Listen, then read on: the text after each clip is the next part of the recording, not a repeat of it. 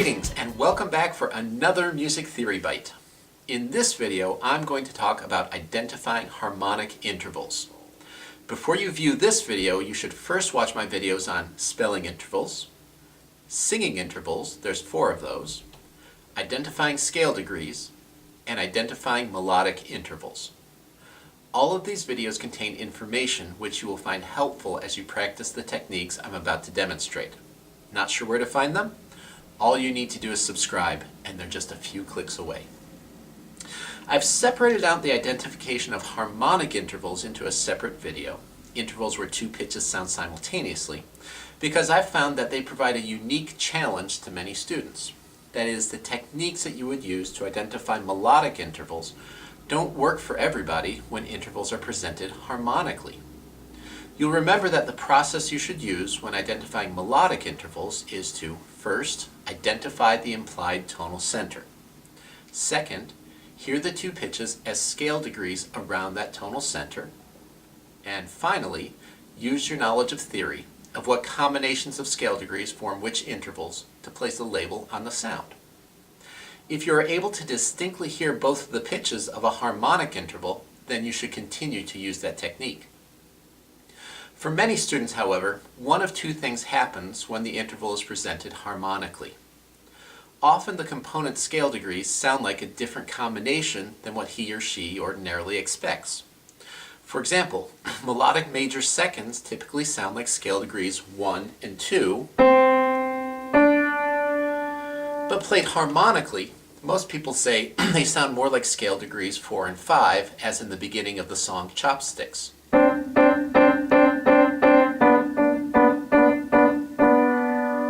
If this is the case, memorizing multiple combinations of scale degrees for each interval is the best way to go.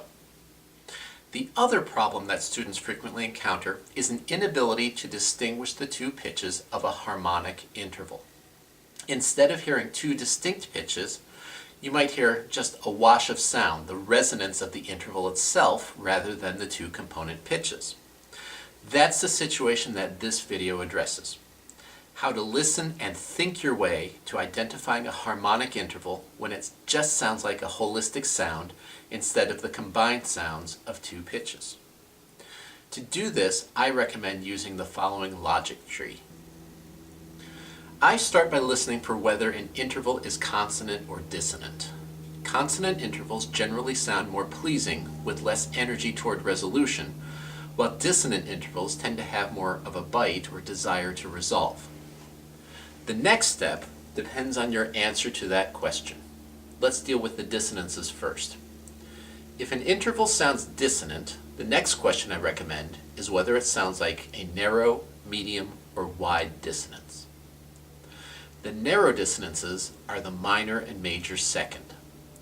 Minor seconds have a very pungent bite, without much desire towards resolution, while major seconds tend to want to have the lower pitch resolved down by step to a much more consonant third.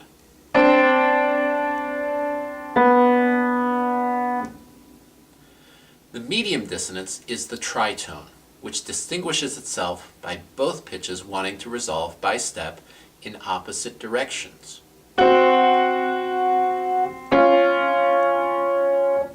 Or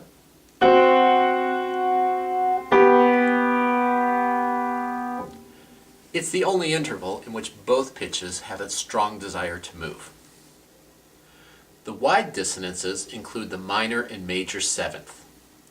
The top pitch of a minor seventh wants to resolve down by step.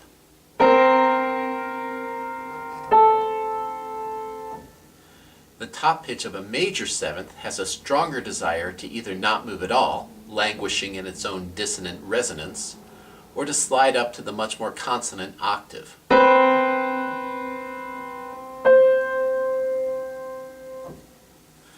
Once you think you know the interval, double check it by listening for the component scale degrees that you think should comprise it. Let's move back to the consonances. Once you have identified the interval as consonant, listen for the quality of the consonants.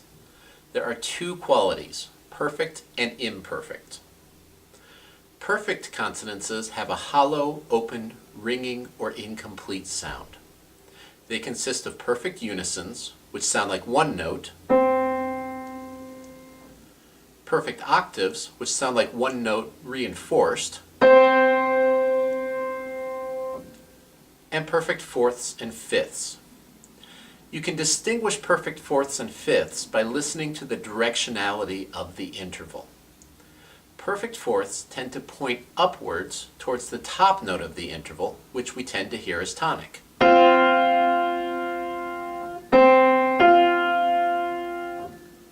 While perfect fifths tend to point downward toward the bottom note, which we again tend to hear as tonic.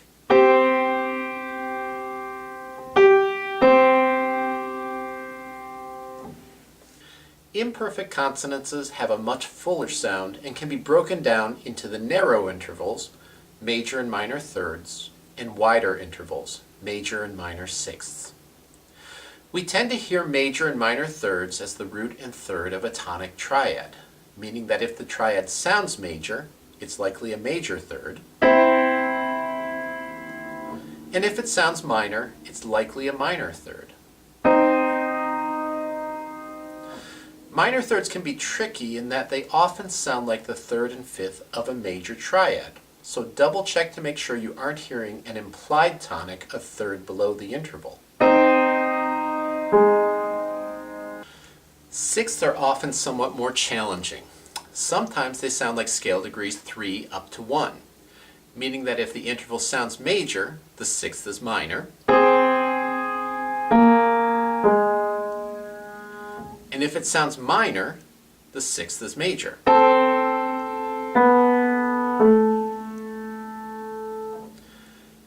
They're also often heard as scale degrees 5 up to 3, meaning that if it sounds minor, it is, and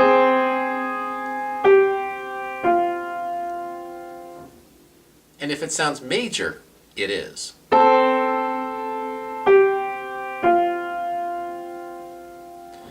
Listen specifically for the top pitch of the interval and determine whether you are hearing scale degree 1 or 3. After you have an initial answer, it is always a good idea to verify it by singing or hearing the expected component scale degrees. That completes our logic tree. Let's see how it works in practice.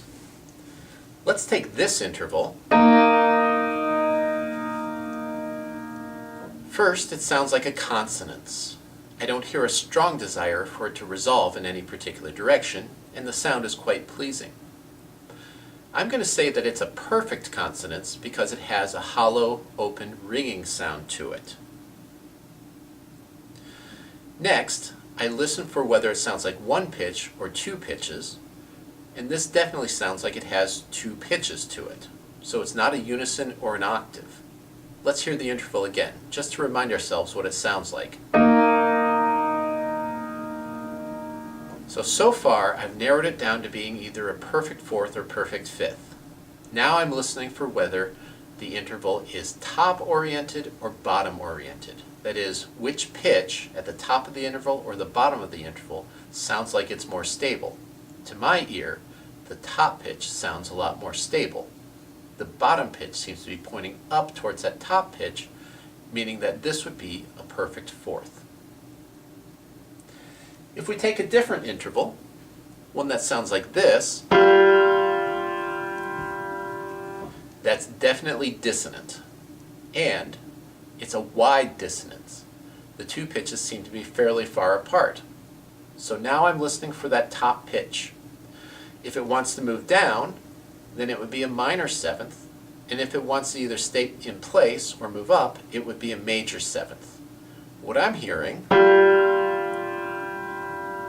is the top pitch, la, la, wanting to move down, meaning this would be a minor seventh. And let's do one more.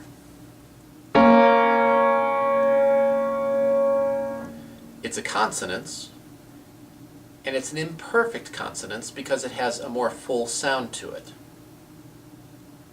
It's also fairly narrow, so I'm leaning towards this being some type of third. I'll listen for the quality now. And I'm hearing very much a minor quality to that incomplete triad. So this is a minor third.